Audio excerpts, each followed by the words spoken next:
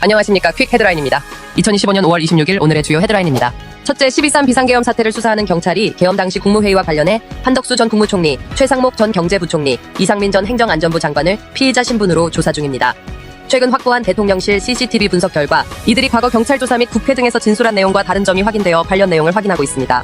둘째, 윤석열 전 대통령의 12.3 불법 계엄 당시 도끼로라도 문을 부숴 국회의원을 끄집어내라는 지시를 내렸다는 증언이 법정에서 또 다시 나왔습니다. 오늘 이상현 전 특전사 1공수여단장은 곽종근 전 특전사령관으로부터 윤 전 대통령의 이 같은 지시를 들었다고 증언했습니다. 법정 증언과 취재진 질문에도 불구하고 윤 전 대통령은 묵묵부답으로 일관했습니다. 셋째, 이준석 후보가 오늘 김문수 국민의힘 후보와의 단일화 가능성을 0%로 일축했지만 국민의힘은 이 후보 유세 현장에 직접 찾아가 차량 동승을 시도하는 등 막판까지 단일화에 총력전을 펼치고 있습니다. 넷째, 한동훈 전 국민의힘 대표가 26일 김문수 후보의 유세체 처음으로 올라 합동 유세에 나섰습니다. 한 전 대표는 무능한 이재명 세상을 함께 막자고 외치며 김 후보에게 계엄 옹호론, 부정선거 음모론과 확실히 선을 긋고 친윤구태 정치를 개혁해야 한다고 조언했습니다. 다섯째, 검찰이 김건희 여사를 보좌했던 유경옥 전 행정관의 자택을 압수수색해 샤넬 제품 박스를 확보했습니다. 검찰은 이 박스가 유 전 행정관이 건진법사 전성배 씨로부터 받은 샤넬 가방을 교환하는 과정에서 취득한 것일 가능성이 있다고 보고 관련성을 추적 중입니다. 여섯째, 한미 관세 협상이 한국 대선 이후로 미뤄지면서 7월 패키지 타결이 불확실해졌습니다. 미국은 2차 실무 협상에서 한국의 비관세 장벽 해소를 구체적으로 요구했으며 특히 30개월령 이상 쇠고기 수입 제한 등 민감한 사안들이 포함되어 한국의 입장 정리에 상당한 시간이 소요될 전망입니다.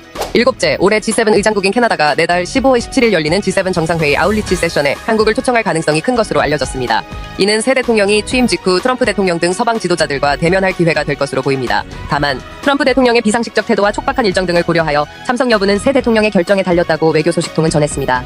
여덟째, 파월 페드 의장이 현지 시각 25일 모교 프린스턴대 졸업예배 연설에서 민주주의 수호를 촉구했습니다. 파월 의장은 트럼프 대통령을 직접 언급하지는 않았지만 최근 트럼프 행정부가 대학의 연방 지원금 삭감 등 학내 개입을 시도하는 상황에서 대학은 중요한 국가자산이며 모든 것을 당연시하지 말고 민주주의를 지켜내라고 강조하며 간접적인 비판의 메시지를 전달했습니다.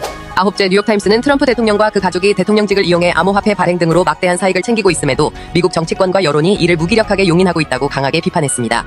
NYT는 과거 같으면 큰 논란이 됐을 사안들이 분노의 죽음 속에서 정상적인 일로 받아들여지고 있다며 이는 미국 역사상 전례 없는 권력 남용이자 부패라고 지적했습니다. 마지막 10번째, 트럼프 대통령이 유럽연합에 예고했던 50% 관세 시행일을 6월 1일에서 7월 9일로 연기하면서 달러화 가치가 약세를 보였습니다. 이에 따라 유로화와 아시아 주요 통화들은 강세를 나타냈습니다. 매일매일 알아두면 좋은 10가지 헤드라인 뉴스 내일 뵙겠습니다. 감사합니다.